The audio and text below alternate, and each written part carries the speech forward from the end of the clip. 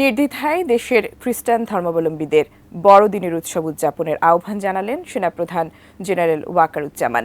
তিনি বলেন, বাংলাদেশের গর্ব আমাদের সাম্প্রদায়িক সম্প্রীতি। মঙ্গলবার রাতে কাকরাইল চার্চে বড়দিনের উৎসব পরিদর্শনে গিয়ে তিনি একথা বলেন।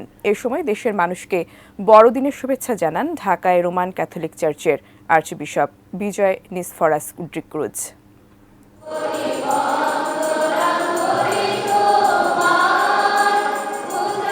বছর ঘুরে বছর শেষে খ্রিস্টান সম্প্রদায়ের সবচেয়ে বড় ধর্মীয় উৎসব শুভ বড়দিন।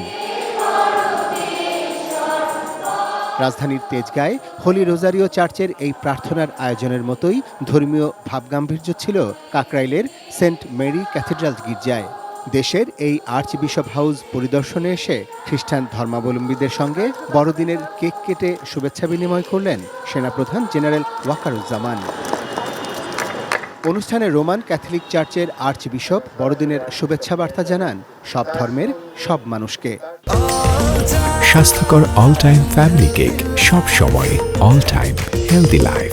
প্রভু যীশু খ্রিস্টের আগমনে আমরা যেটা কিছুক্ষণ আগে, কয়েক ঘন্টা আগে প্রধান উপদেষ্টার কাছেও আমরা বলেছি, এই নতুন সময়ে আমাদের অনেক স্বপ্ন, এই দেশটা হয়ে উঠুক আরও গণতান্ত্রিক, আরও অসাম্প্রদায়িক এবং উন্নত একটা দেশ।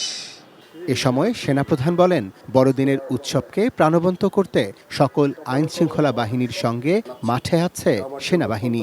দেশের সকল ধর্মের সকল মানুষ এই দিনটিকে অসাম্প্রদায়িক চেতনায় উদযাপন করবেন বলেও আশা প্রকাশ করেন তিনি। আজকে এই বিশেষ দিনে আবার খ্রিস্টান সম্প্রদায়কে শুভেচ্ছা জানাচ্ছি।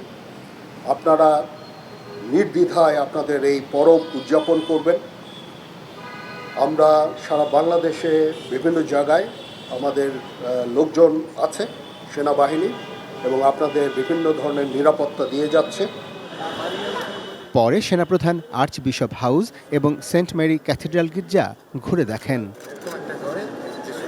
Arafat Siddiqui, ATN news, Dhaka.